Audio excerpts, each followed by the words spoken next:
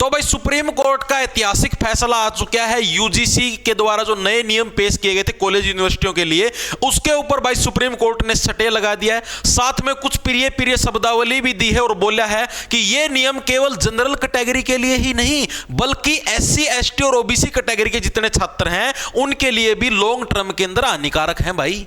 ठीक है, देखो सुप्रीम कोर्ट ने क्या कुछ बोला है और ये यूजीसी से रिलेटेड ये मामला आखिरकार है क्या, मतलब क्यों लोग इन नियमों का इतना विरोध करने लगे, क्या इन नियमों के अंदर दिया गया है, सारी चीजें आपको विस्तार पूर्वक बताई जाएगी। आज सुप्रीम कोर्ट की सुनवाई थी, उस सुनवाई का ये डिसीजन आया है अभी कुछ एक देर पहले। Breaking supreme court stays UGC promotion of equity regulation in 2026। जो 2026 के अंदर यूजीसी के जो नए नियम आए हैं इसके ऊपर सुप्रीम कोर्ट ने स्टे लगा दिया है। Supreme court says the provisions are prima facie vague, यानी कि पहली दृष्टता में, पहली जो ऐसी मतलब दृष्टि के अंदर अगर हम लोग देखते हैं तो ये नियम वैग्यू का मतलब अस्पष्ट है एंड कैपेबल ऑफ मिसयूज, और इनका क्या मिसयूज होने की बहुत ज्यादा संभावना है। सुप्रीम कोर्ट आस्क यूनियन यानी कि केंद्र सरकार को बोला है कि टू रीड्राफ्ट द रेगुलेशन, भाई इन नियमों को दोबारा से रीड्राफ्ट करो यानी दोबारा से बनाओ। Till then it's operational kept in abeyance, यानी तब तक क्या है इसका जो ऑपरेशन होना, ऑपरेशन होने का मतलब भाई इनको जो लागू करने की जो प्रक्रिया है नियमों के हिसाब से जो चीजें होने की प्रक्रिया उसके ऊपर तब तक ठहराव लगता है। अबेयंस का मतलब ठहराव होता है यानी रोक लगती है एक तरीके से। ठीक है, तो इसके ऊपर रोक लगाए। आखिरकार ये नियम है क्या, क्यों विरोध होने लग रहा है, इन चीजों का मैं आपको बताता हूं।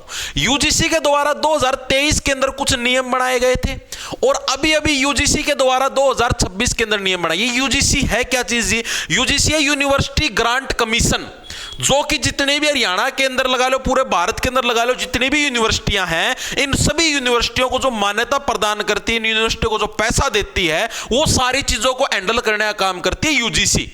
ठीक है, यूजीसी एक सरकार ने एक सरकारी संस्था बना रखी है, भाई तेरे को है इन सभी यूनिवर्सिटियों को मॉनिटर करने का काम करना है, चाहे वो सरकारी यूनिवर्सिटी हो चाहे प्राइवेट यूनिवर्सिटी हो। ठीक है, यानी जो भी वहां पर लेक्चरर काम करने लग रहे, प्रोफेसर काम करने लग रहे, बच्चे कैसे पढ़ाई होगी, कितना फंड यूनिवर्सिटी को मिला, सारी चीजें, कौन सा ग्रेड मिलेगा, सारी चीजें यूजीसी के हाथ में होती है और इसी के अकॉर्डिंग परीक्षाएं वगैरह सारी चीजें होती हैं। अब यूजीसी ने 2023 के अंदर कुछ नियम बनाए थे, उसके अंदर यह बोला था कि सभी कैटेगरीज, सारी कैटेगरी है, मान लो जो भी कैटेगरी है लाइक आपकी एससी एसटी ओबीसी ईडब्ल्यूएस, आपकी जनरल कैटेगरी, सभी को इंक्लूड करके ये बोला था यूजीसी ने कि भाई इन सब की सुरक्षा की जिम्मेदारी होगी आपकी यूनिवर्सिटी की।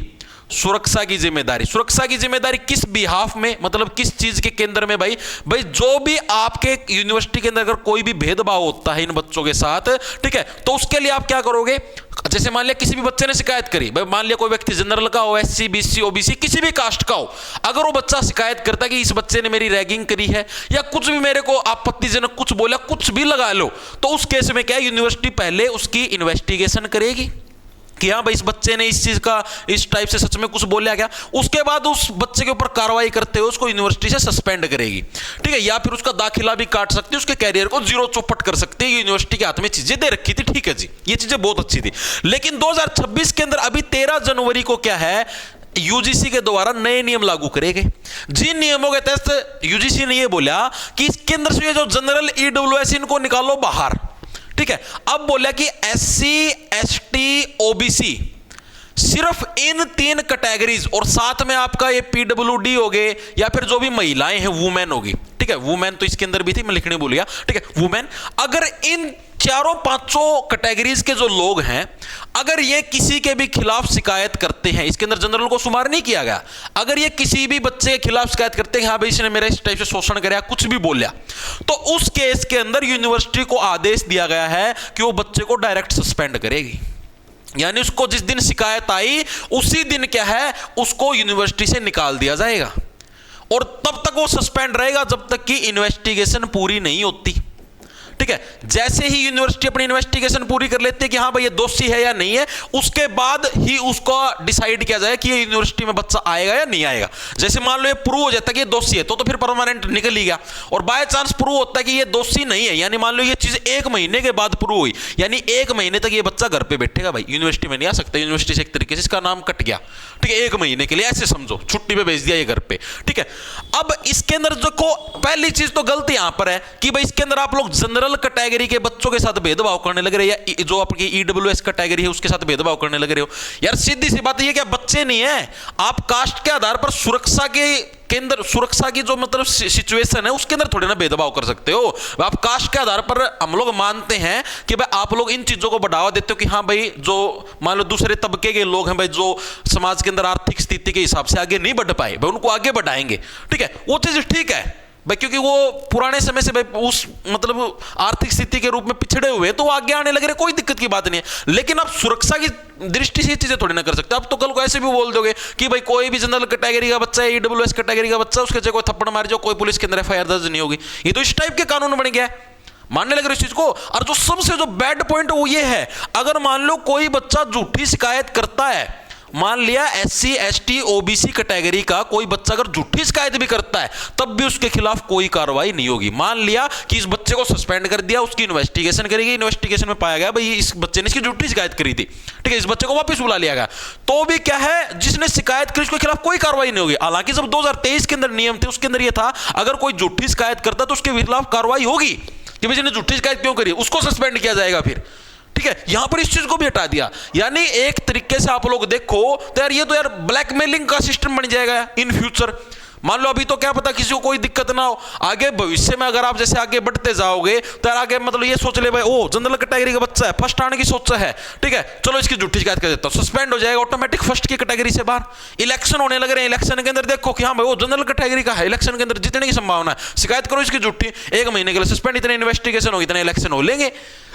चीजों को समझने लग रहे हो आप तो यार, मतलब इतने गलत रूल है, साफ साफ दिखने लग रहे हैं। और इस विरोध के अंदर जो बच्चे भी इसका विरोध करने, उसके अंदर not only general category, SC ST OBC PWD और वुमेन, ये भी जनरल कैटेगरी के साथ हैं विरोध करने के अंदर।